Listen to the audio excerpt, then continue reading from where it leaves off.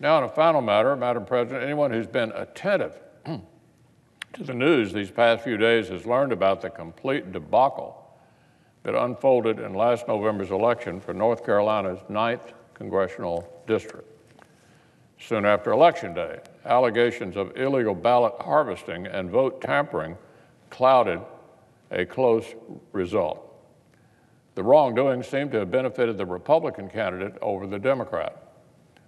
Just last week, we saw the State Board of Elections unanimously call for a new election. Now, Madam President, for years and years, every Republican who dared to call for common sense safeguards for Americans' ballots was demonized by Democrats and their allies. We were hit with left-wing talking points insisting that voter fraud wasn't real.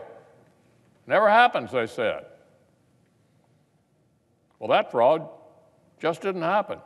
That modest efforts to ensure that voters who are who they say they are and are voting in the proper place were really some sinister right-wing plot to prevent people from voting.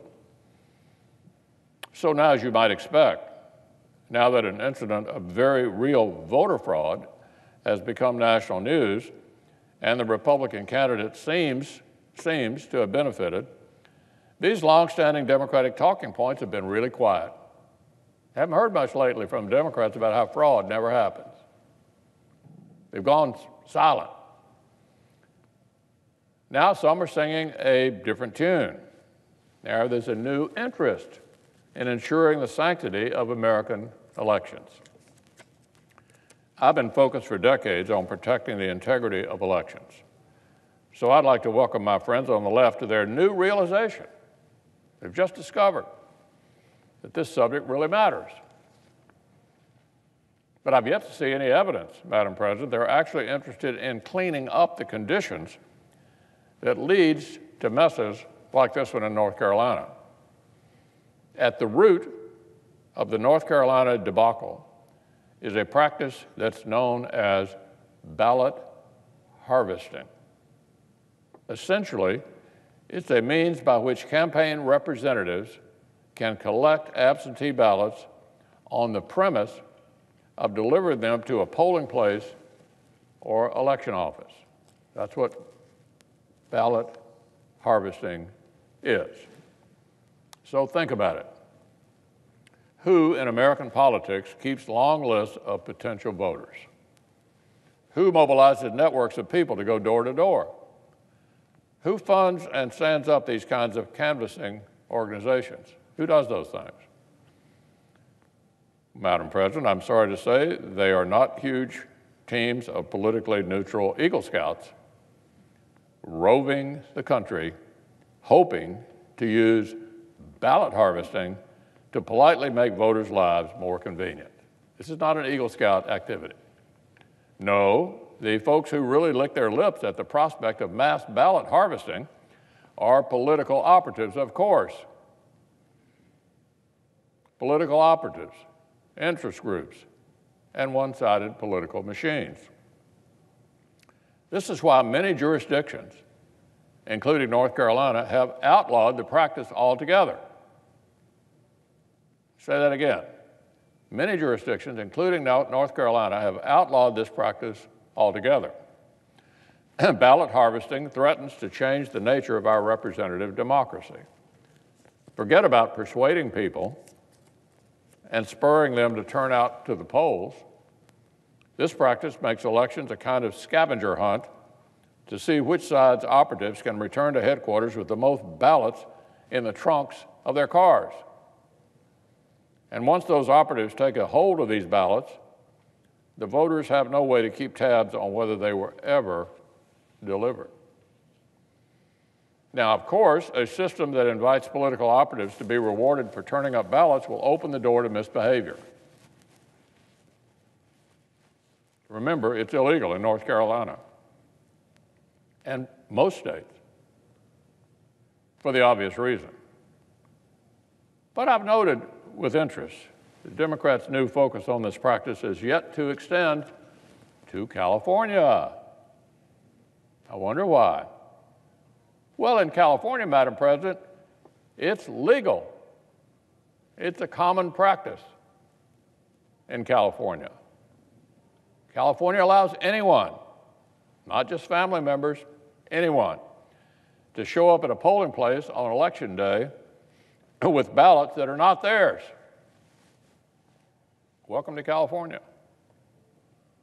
Reports suggest that Orange County alone saw, listen to this, 250,000 absentee ballots dropped off on Election Day last year. 250,000 absentee ballots dropped off on Election Day. The county's registrar told a newspaper that some individuals dropped off hundreds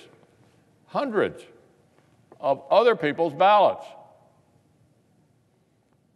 Now, we have no way to know if those ballots were sealed or even voted when they were harvested. The only evidence we have that the voter cast his or her ballot is the signature. Now, this past election cycle turned out favorably for California Democrats, amazingly enough. These late arriving ballots seemed to help turn several races their way. Maybe this helps explain why. When House GOP leaders expressed concern over ballot harvesting in California, the state's Democrat Secretary of State mocked their concern by saying, what they call strange and bizarre, we call democracy. And now ballot harvesting has thrown out an election result in the U.S. House of Representatives. Legal in California, illegal in North Carolina. So maybe that helps explain why, as it stands, the Democrat Politician Protection Act, Speaker Pelosi's massive new federal takeover of the way states and communities run their elections, contains no effort whatsoever to crack down on ballot harvesting. Not in there. Instead, it contains provision after provision that would erode the protections that are supposed to ensure votes reflect the voice of the voter whose name is on the envelope. It contains provision after provision that would erode the protections that are supposed to ensure votes reflect the voice of the voter whose name is on the envelope. Provision after provision would erode common sense protections and bring the guardrails down. So would a serious reform bill aim to take away states' abilities to impose meaningful ID or signature requirements for voters? Would someone concerned about restoring democracy dismiss signature verification as an obstacle to be removed? I don't think so. Perhaps, Madam President, these facts signal that Democrats see a political advantage in eroding common sense protections and would rather keep that advantage than make episodes like the North Carolina mess less likely to happen in the future. An example of real, live voter fraud is staring the country right in the face right now in North Carolina. And yet Democrats choose at this moment to propose a sprawling federal takeover of election law that would erode the integrity of our elections even further. So that, Madam President, I think pretty well underscores what the priorities of today's Democrat Party is.